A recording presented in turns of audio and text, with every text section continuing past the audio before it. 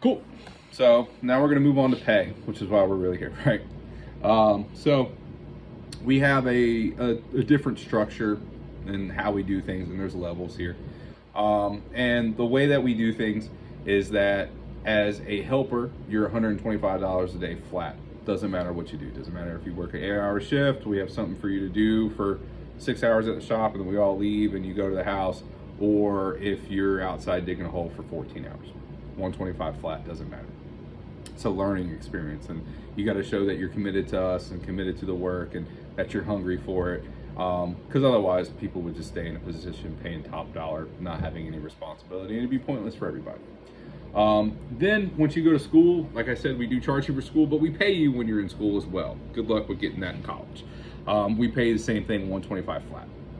When you get out of school, that's when everything changes. So we are a commission-based company, and the way we operate once everything gets rolling is that you get paid 20% minus materials if you hit $5,700. Now, $5,700 is our break-even point. That's our baseline. It's been that since I was a helper 5 years ago, and I'm sure everyone's familiar with inflation. So everything got more expensive. Our bottom dollar is still the same amount for you guys, which means that you might have a higher material cost, but it gets you up to that commission point for 20% minus materials way faster. So I have a breakdown that, after this video is done, you're going to kind of see that's going to explain that. So the breakdown kind of goes like this. You have a $7,000 week. You have $800 in materials. That gives you $6,200 left over after materials. You get 20% of that, which would give you $1,240 plus a $100 bonus. So your pay that week would be $1,340 for the week, which is pretty good.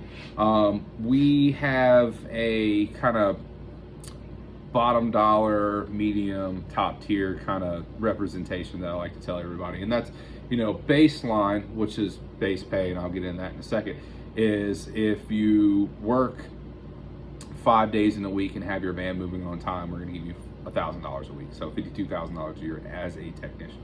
So to actually be able to do that, you got to get 5 days work consecutive, well, not consecutive, but 5 days in one single week, Monday through Sunday, and that's $800. And then being on time is going to give you $40 per day. Now, if something happens or you can't work a day or whatever, it's not necessarily a penalty, but basically what happens is if you work 3 days in a week minimum, then it will be prorated at $160 per day plus you're on time. So let's say you're on time every day and you work 4 days, then your base pay that week will be $800. And that's saying that you haven't hit goal or you're not on commission yet or whatever the case may be.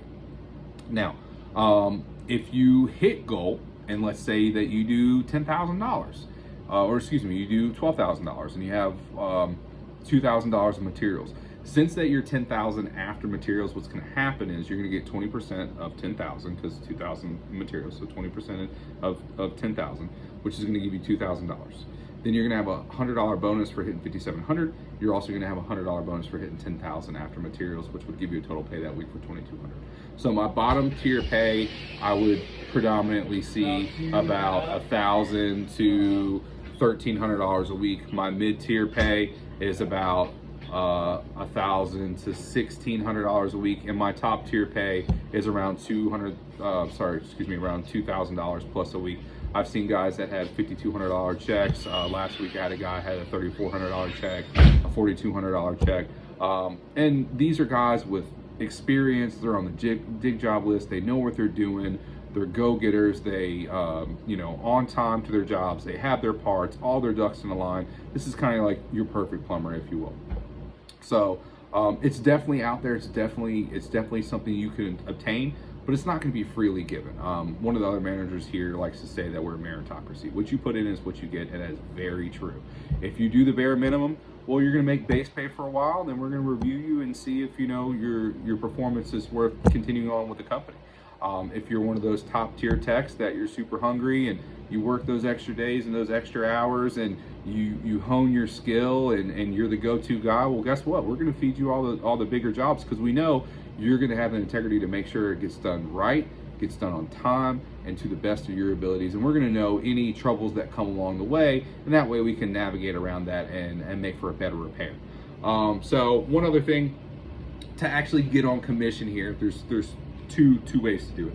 One, you work here for 6 months without hitting goal, 6 months of trying to hit goal and not hitting goal, and then we can talk about get you on commission, which is not my favorite, I'm not gonna lie to you. The other way is you have to hit 4 consecutive weeks of 5,700. So on a graph I have after this video, basically you have weeks 1, 2, 3, and 4.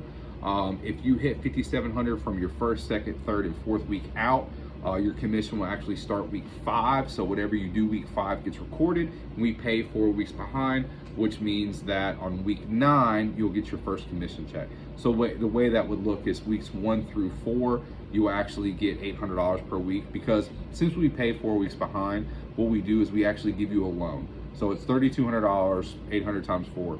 And the way this works is that we pay you 4 weeks in arrear. So since we're 4 weeks behind, weeks 1 through 4, technically you're at nothing because we're 4 weeks behind. So we understand that, everyone has bills and whatnot. So we're gonna give you a loan for $800 for those 4 weeks. Now, at the end of your career here, and not until then, let's say that you decide to leave or something happens at week 200 or something crazy, right? We owe you 201, 202, 203, and 204, those paychecks. So you have 4 checks. So just to do quick math, let's say that we have $2,000 a week, right? So that means that you have $8,000 in your kitty. We gave you a $3,200 loan for your first 4 weeks. We're gonna take our $3,200 back.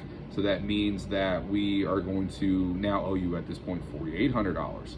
And then the way we do this is that when we loan you our tools, it's tool for tool. So if you're missing $100 in tool, it's $100. And then materials are at 20%. So if you're missing $1,000 in materials, you owe us $200. So by that math, you had your $3,200 off your $8,000, which will give you $4,800. You have $100 in tools, which will give you $4,700. And then you also have your $200 in materials, which will give you $4,500, and then taxes and all that other fun stuff. So we're basically helping you to get in arrear with actually still paying you. So that's why that might seem a little weird, but trust me, it definitely pans out in the end. At this time, if you have any other questions, just let me know and I'll be sure to facilitate that. Thank you for your time. We appreciate your application here and we look forward to working with you.